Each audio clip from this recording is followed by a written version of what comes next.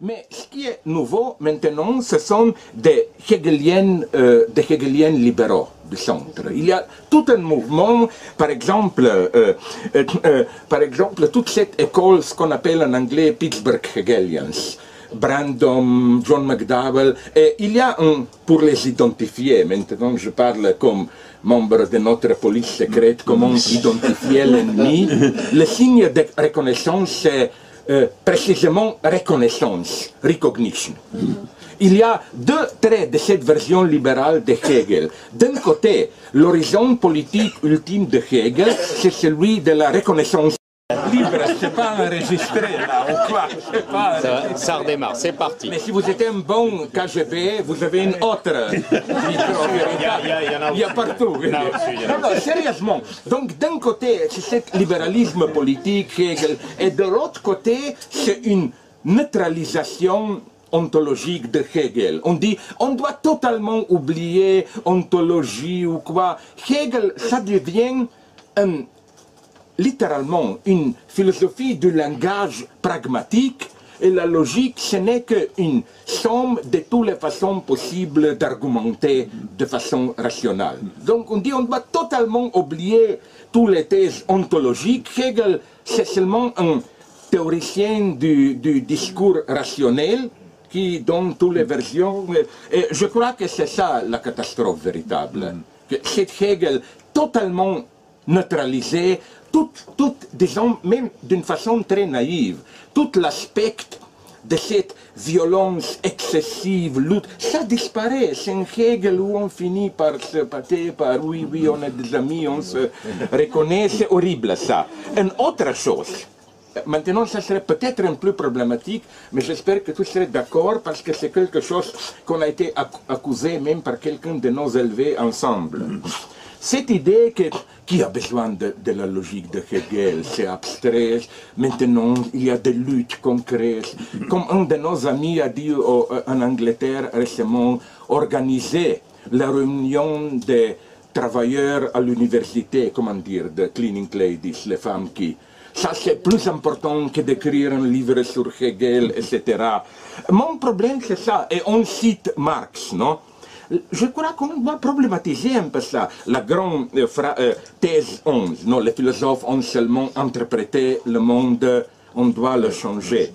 La première question que je pose ici, c'est d'une façon bien anglo-saxon, empirique, mais qui sont ces philosophes qui ont seulement interprété le monde? Presque aucun. Platon, non, il est même allé à Syracuse pour changer. Au contraire, tous les philosophes ont eu un projet comment changer, sauf un, Hegel. Et c'est lui exactement qui a contribué plus que tous les autres au changement du monde, non? Donc, on doit être beaucoup plus attentif ici, et pour vous amuser un tout petit peu, j'espère que vous ne connaissez pas, il y a une... Lénine a été comme ça, la catastrophe totale, c'est-à-dire l'éclat de première... C'est l'éloge de la grande logique. Mais compte, la Première Guerre mondiale, qu'est-ce qu'il fait? Subtraction, non? Il se retire à Suisse et il lit la logique de Hegel. Et quelle est sa conclusion? Vous la connaissez? Ah, ça c'est l'autre. Mais quand même, on doit passer par... Même chez Marx, pour moi, le moment le plus poétique de Marx, c'est qu'autour du temps des Communes de Paris, il y avait pour 1 mois, 2 mois, peut-être l'illusion que peut-être c'est déjà le temps de la Révolution européenne. Et Marx écrit une lettre tellement belle pour moi à Engels où il dit « Mais pourquoi la Révolution? Je n'ai pas encore fini le Capital. » C'est tellement authentique, c'est tellement correct. Ça, non? Je crois que notre attitude doit être quelle? Je m'excuse si vous connaissez cette blague, mais c'est ma blague préférée. Que quand j'étais jeune dans un pays socialiste, dans tous les lieux dans l'école, on aura cette formule fameuse de Lénine aux jeunes gens. Comment on dit ça? Learn, apprendre. Oui, apprendre. Apprendre. C'est la réponse de Lénine à qu'est-ce qu'on doit faire comme un jeune homme, non? Apprendre. Bon, la blague, c'est ça. On demande c'est un vide vulgaire, anticommunisme, je l'aime. On demande Marx, Engels et Lénine, qu'est-ce qu'ils préfèrent? La femme mariée ou la maîtresse?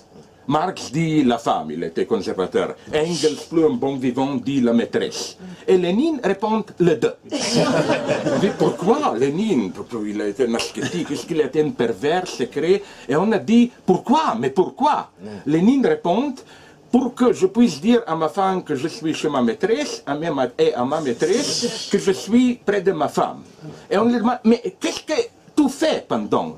Je apprends. Et c'est totalement correct. Parfois, c'est précisément ça dont on a besoin dans des situations critiques. Je crois qu'aujourd'hui, cette phrase activiste, mon Dieu, pourquoi perdre du temps sur la théorie, les enfants meurent de faim en Afrique, etc. C'est le discours officiel, le dernier qui a parlé comme ça, c'est Bill Gates.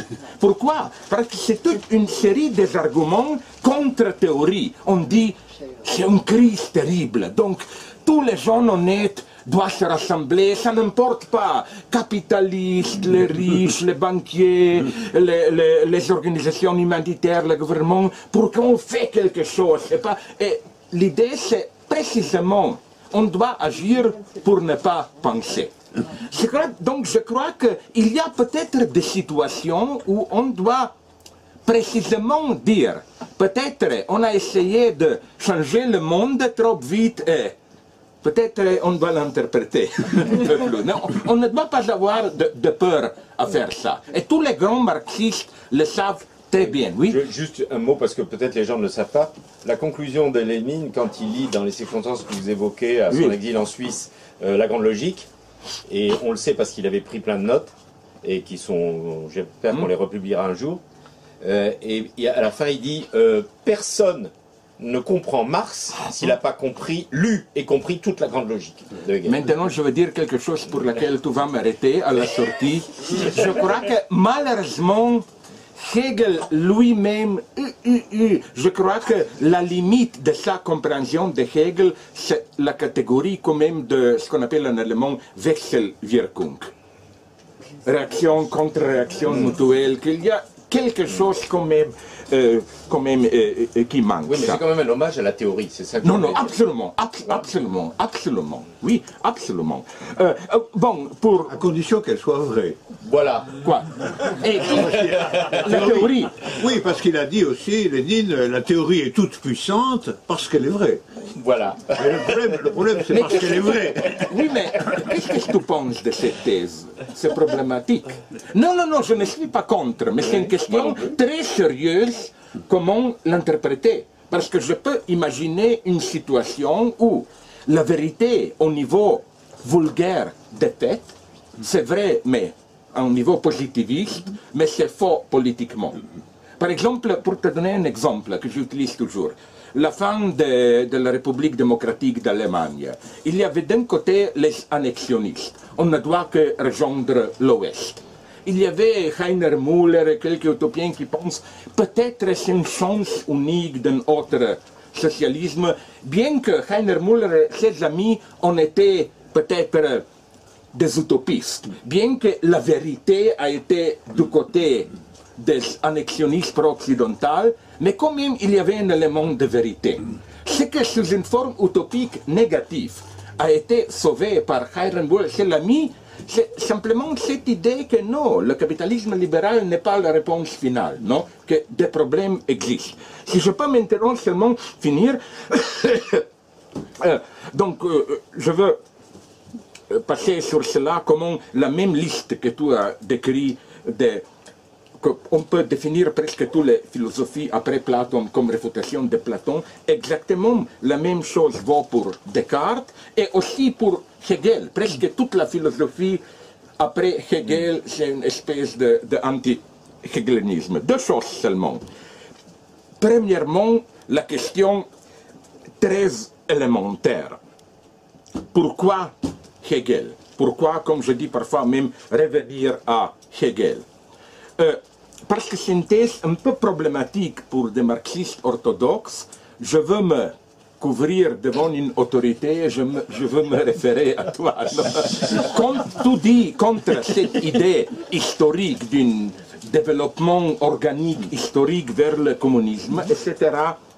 Je suis juste un peu plus pessimiste que Marx. Je crois que Marx a encore cru que la situation de son temps ouvre une, comme le disent des marxistes comme Lukács, objective Möglichkeit, possibilité objective pour la révolution, et qu'il y a un agent historique, la classe ouvrière organisée, qui peut fonctionner comme l'agent de cette nécessité.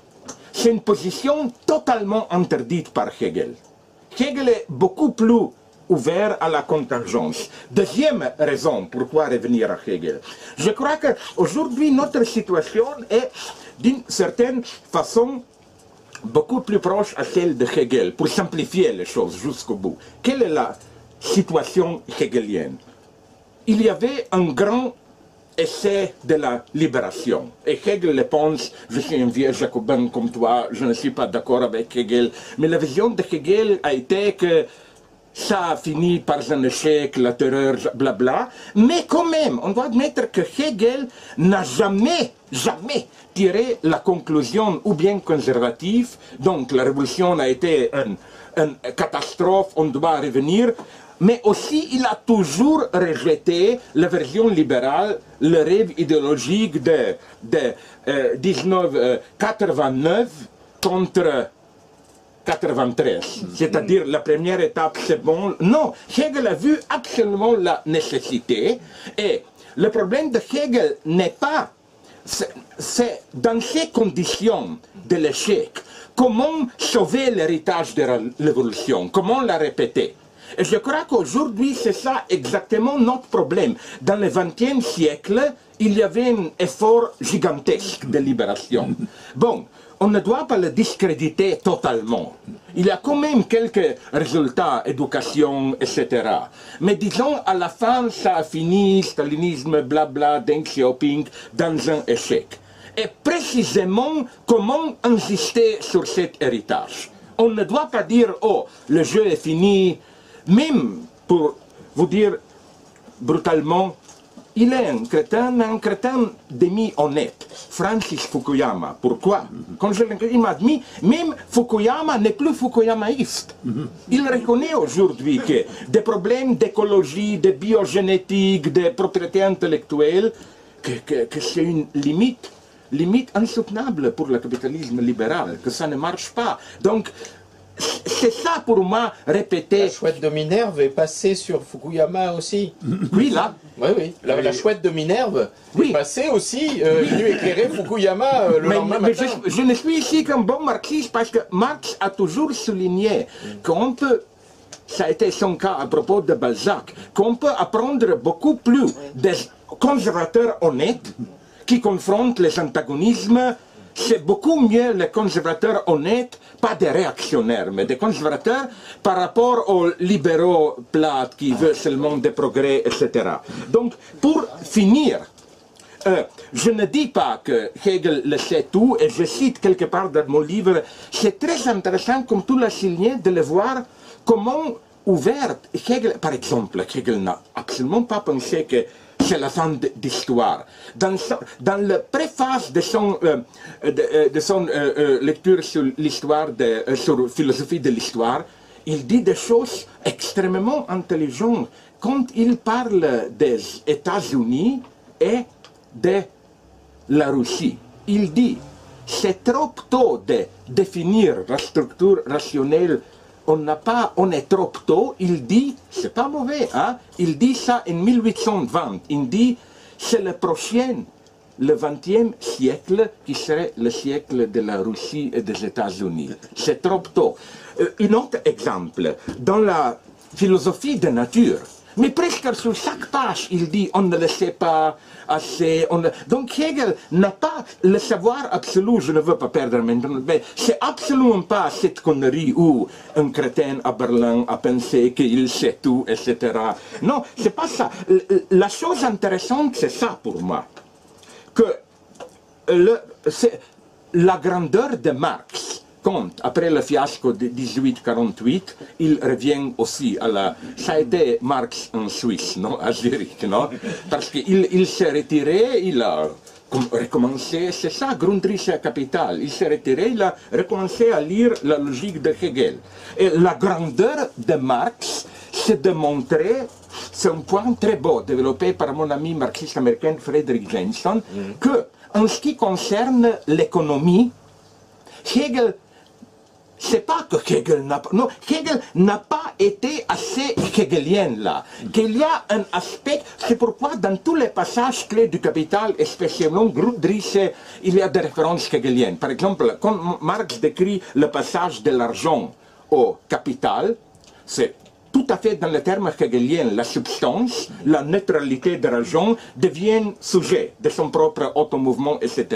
Et la reproche élémentaire de Marx à Hegel, c'est précisément que capitalisme, que l'idée, pour des raisons historiques, blabla, Hegel a réduit le capitalisme à ce type de capitalisme de Adam Smith, des artisans individuels, Exxon, blabla. Il n'a pas encore vu précisément l'aspect hegelien du capitalisme. Non? Et la grandeur de Marx, c'est précisément d'une certaine façon hegelianisé. Et il y a un autre côté qui est, avec ça, tu peux me croire ou pas, mais quand même, je veux finir, non? Je ne te crois jamais. Oui,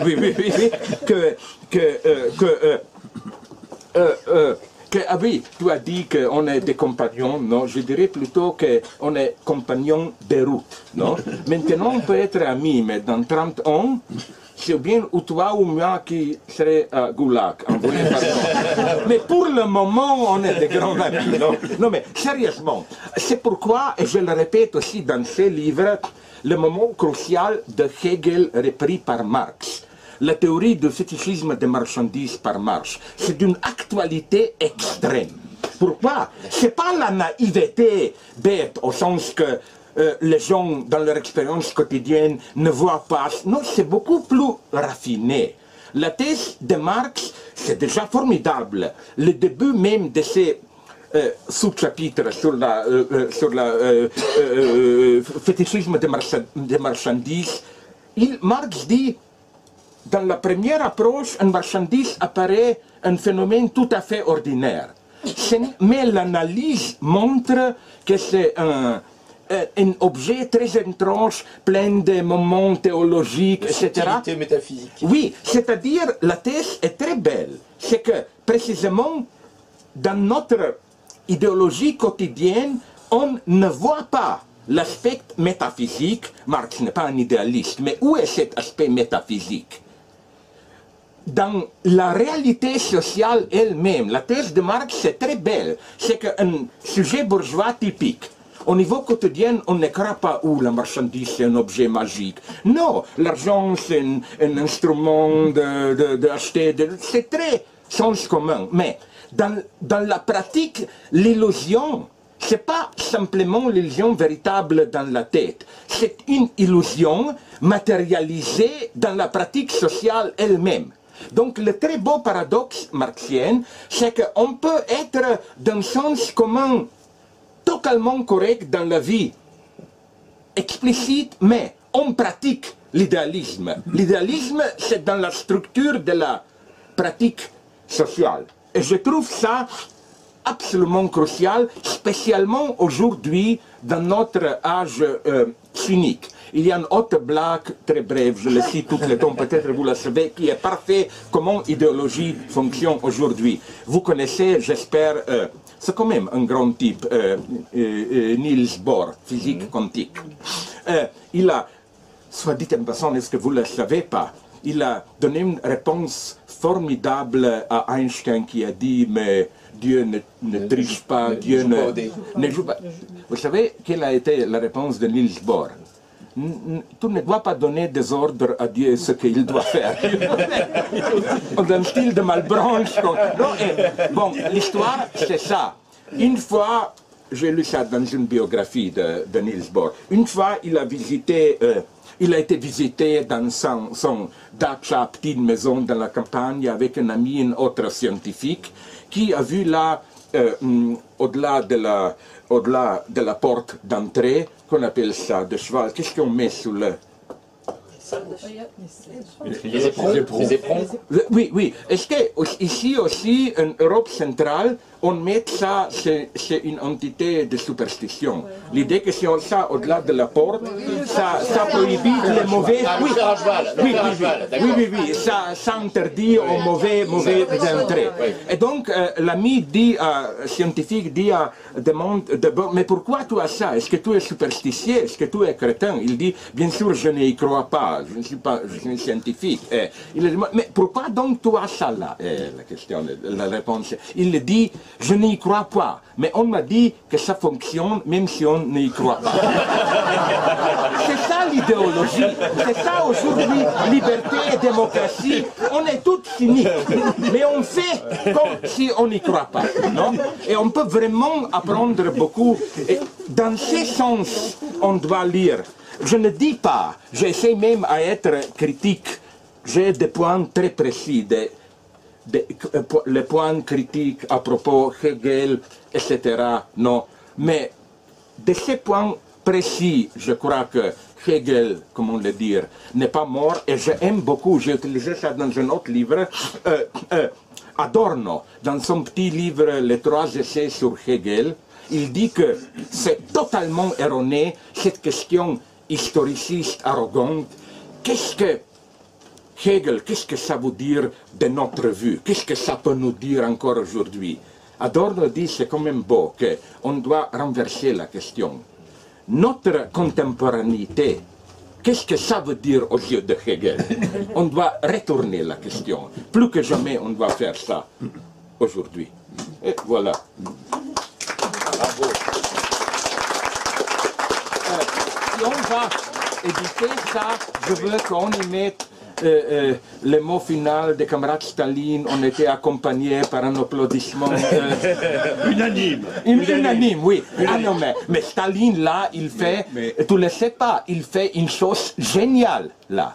Staline dit, s'écrit quelque part dans l'histoire de... Honnêtement, précisons, je ne suis pas stalinien. C'est le Politburo qui va décider. Non, mais je veux dire... couperai moi-même. Il dit... Non, c'est mon côté stalinien, c'est que je couperai le passage. C'est littéralement qu'il a écrit ça, le rapport d'un congrès de 28. Il dit que, avec grande majorité, le congrès a... avec unanimité accepté le propos des camarades Staline. Donc, majorité, unanimité. C'est la minorité disparaît. Non? Et il y a une autre formulation absolument géniale de Staline, de cette même époque, quand il a été... la question lui a été posée par un journaliste, quelle déviation est pire? Parce qu'à cette époque, il y a des trotskistes de gauche et de droite boukharine. Il n'a pas dit tous les deux sont mauvais. Il a dit tous les deux sont pires. C'est absolument correct. Merci. Merci beaucoup. Est-ce qu'on a le temps de changer quelques... On prétend qu'on est dans une démocratie, oui. Mais si tu es un bon stalinien, j'espère que tu as déjà distribué des questions.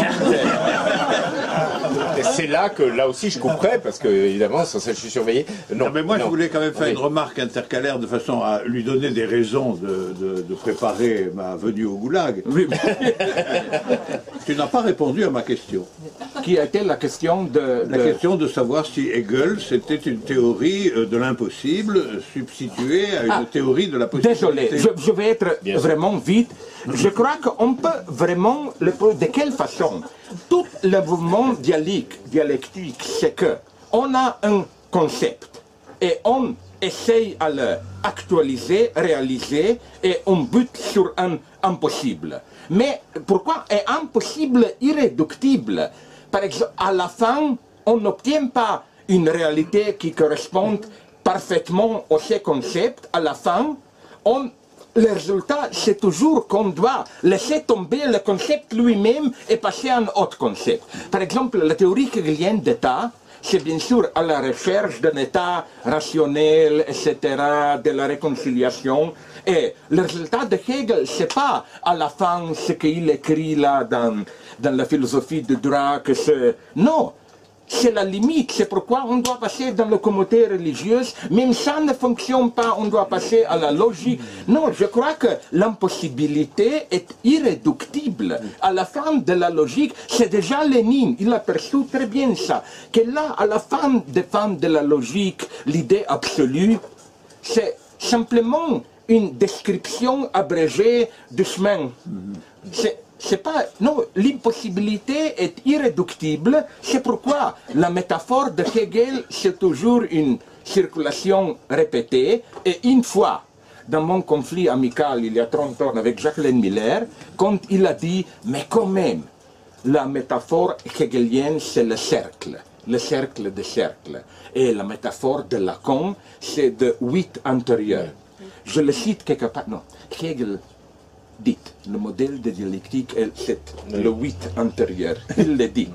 Non mais c'est vraiment quelque chose de horrible à Hegel. On a toujours de nouveau cette expérience qu'on pense, voilà, on lui a, en slovène, on dit d'une façon vulgaire, on lui a craqué les testicules, quoi. On le tient, et toujours, non, désolé, il l'a déjà vu. Donc c'est ça ma thèse. C'est la réponse. Oui. Oui, que précisément, chez Hegel, la réconciliation ne veut pas dire qu'on abolit l'impossibilité, mais précisément qu'on reconnaît la nature constitutive de l'impossibilité. Et donc il est quand même très proche de la formule lacanienne selon laquelle le réel c'est l'impossible. Absolument, oui, oui. Et c'est ça, comme je l'ai déjà dit, tous les problèmes pour moi avec Lacan, le vieux Lacan, il a même un retour de Hegel chez Kant, c'est lui. Mais je crois que c'est un grand paradoxe, plus qu'il devient dans ces derniers séminaires, bien que même là, j'ai une position très dissidente, c'est très brutal de dire ça, je m'intéresse si tu serais d'accord. Je crois que quand même, les dernières années de Lacan, après le séminaire Saint-Homme sur Joyce, c'est quand même une régression. Je crois qu'il y a quelques séminaires logiques du fantasme encore, etc., qui est le sommet. Là, il voit le problème, c'est un impasse. Et après, toutes ces dernières formules de résoudre l'impasse, c'est tragique, c'est un échec. Pourquoi? Parce que j'ai été toujours contre cette idée de chercher un dernier moment, quand un grand penseur est en train de mourir, et penser qu'il y a là un secret final. Même, j'ai été dans ces temps membre du cercle lacanien, et je me souviens, la dernière maîtresse officielle de Lacan, Catherine Millot, toute son statut elle a été là quand Lacan, au moment de mort. Il a dit toute une mythologie que juste avant de mourir, il a dit à elle, je ne sais pas quelle a été.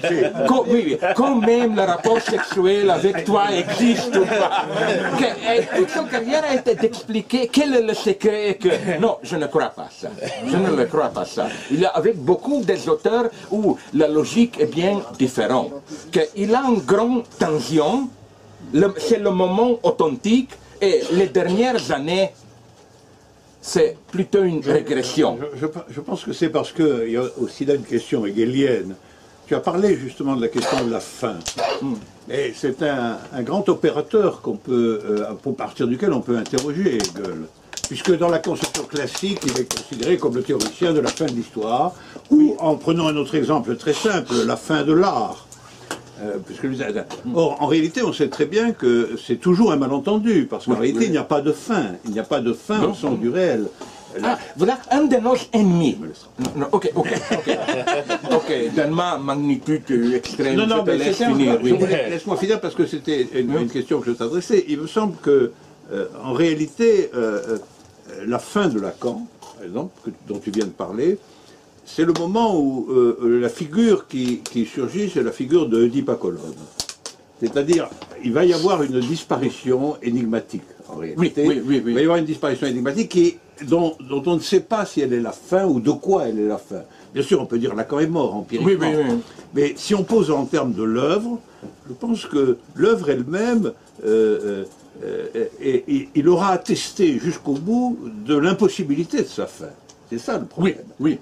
Donc, c'est pour ça qu'il y a la légende du dernier mot qu'il aurait confié. Mais moi, ce que je pense, c'est la figure de Colonne. C'est-à-dire qu'elle était... Tout à fait d'accord, parce que moi, j'avais toujours des problèmes, et je crois que Lacan aussi, avec l'Antigone. Pour moi, l'Antigone, c'est extrêmement problématique, et je crois que dans le séminaire qui vient après Éthique de la psychanalyse, c'est le transfert, non? Ok, au début, tout le monde connaît son impression de Socrate. Mais pour moi, beaucoup plus intéressant, c'est la lecture de Claudel, Signe de Coufontaine, Otage. C'est là, je crois que la figure de Signe, avec ses gestes à la fin, c'est presque une autocritique d'Antigone. C'est crucial de lire Antigone avec Claudel, non? Et pour vous amuser, maintenant, c'est pas une blague, je t'ai déjà dit ça, j'ai juste fini en anglais, une nouvelle version, c'est pas un vitz, c'est sérieux, brechtienne, disons, de Antigone. J'ai réécrit Antigone dans le style de Brecht de cette pièce de théâtre didactique, Ja-Sager, Nein-Sagers, c'est-à-dire, j'ai réécrit Antigone, j'espère que toi, comme Staline, tu serais d'accord. Et ça a été immédiatement accepté à Volksbühne. Castorp va monter ça l'année prochaine. Ma version, c'est celle. À un certain moment, le grand conflit entre Créon et Antigone, à ce moment, il y a 3 versions. La première version, c'est celle de Sophocle. On la connaît. Dans la deuxième version, Antigone gagne. Elle convainc Créon, oui, blablabla, et le résultat, c'est une catastrophe totale. Parce que comme Créon l'a prévu, les gens ont furieux, on ne peut pas donner une funéraille propre à un traître, et toute la ville est dans le feu détruite, et dans la scène finale de la deuxième version, c'est Antigona marche au Thèbes, tout est détruit, et il répète sa grande ligne, j'ai été créé pour amour. Et le cœur lui répond, mais crétin, mais c'est toi qui as causé ça. C'est ça, la troisième version, c'est la version préférée. Au milieu du conflit entre le grand débat entre Antigone et Créon, le cœur intervient. Le cœur, c'est d'habitude la voix de la bêtise, non? C'est des proverbes, des stupidités, etc., non? Mais là, c'est un autre cœur. Le cœur fait un coup d'état progressif. Il dit, c'est un conflit de féodal, de la classe aristocratique, et c'est à cause de votre conflit idiote que toute la ville sera ruinée. Et la Cour s'établit comme un comité de salut public. Il dit, les deux sont arrêtés, Créon et Antigone tués, et la dictature du peuple, non, etc. Ah, c'est la bonne réponse. Oui. Et ça, vraiment, c'est déjà... on peut déjà l'acheter en allemand, Fischer Verlag, le mois prochain, ça va paraître à Bloomsbury Press.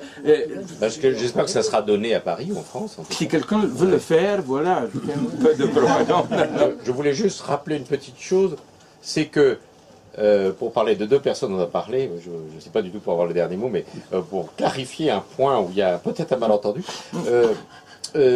Althusser avait félicité, paraît-il, Staline, lapsus révélateur, avait félicité Staline quand Staline avait condamné le principe de la double négation. Oui, mais parce que la version althusérienne de la double négation, c'était simplicité. Non, mais je les mets tous les deux dans le même sac pourri, hein, entre parenthèses, sur ce plan-là, du point de vue du rapport à Hegel. Hein. Mais une autre chose, je connais quelqu'un aux États-Unis, je ne sais pas combien de contacts tu avais avec Althusser, qui s'appelle Warren Montag, qui est un spinozien, maintenant il est plus proche de Hegel, il a été très proche dans la dernière dizaine d'années avec Althusser. Il m'a dit une chose très intéressante, que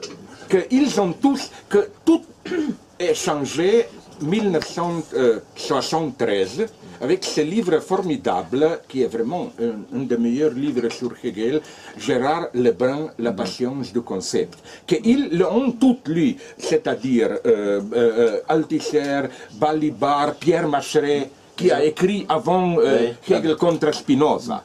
Après, ils l'accepteront immédiatement. Notre lecture a été erronée, et ça, donc ça change graduellement dans une lecture tout à fait différente. Même Althusser a changé un peu. Althusser, je suis pas sûr. Hein. Si on Non, lit oui, ses écrits posthumes. mais c'est là que ce que je n'aime pas chez lui. Les derniers écrits, cette philosophie aléatoire, c'est trop un nominalisme. Malheureusement, une autre différence, je crois que nous ne sommes pas des nominalistes, non? Ah ben ça c'est très important. Oui. C'est très important, oui. Et malheureusement, l'identification finale dans cette philosophie aléatoire, matérialisme d'Althusser, c'est nominalisme. Il le dit ouvertement. Et je crois que non. Que c'est un réalisme, c'est pas un réalisme naïf médiéval, mais c'est un réalisme du réel, comme on dit. L'université, c'est celle du réel, d'un antagonisme, etc. Bien, merci. On va...